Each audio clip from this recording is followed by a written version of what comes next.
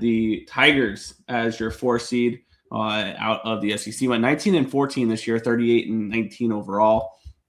They'll be going up against the Milwaukee Panthers of the Horizon League because they won the Wright State Invitational this year. First time that we've seen Milwaukee in the tournament since 2010. Yeah, it's been a little bit for them. I don't see them doing anything. No. And then UCF, the Knights out of the Big 12 as the 2 seed there. They'll be taking on a team that I was stunned made it into the tournament. And not only made it into the tournament, was not a last 4 in. They were not. They were not a last 4 in. The NC State Wolfpack were not a last 4 in, and they made the regional here.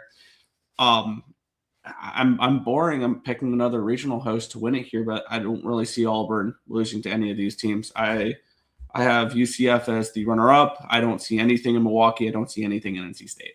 I don't blame you. Auburn, just to give you guys a little bit of context on why they're the number 4 team in the country.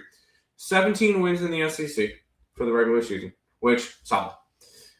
A number 1 ranked strength of schedule in the country.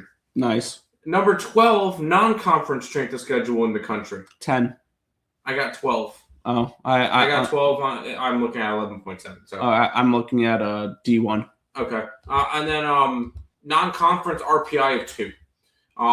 So they've been solid there, and they had 17 quad 1 wins, which once again is behind 2 teams. Those of Georgia Tech and Arkansas, which I'm very surprised that Arkansas did not host, but we're going to talk about them later. So Auburn, really solid team. UCF. Once again, another one. I'm kind of surprised that UCF was a 2 seed. It didn't really. They were 28th in DSR, so I guess that's fair. But they were 36th in the RPI.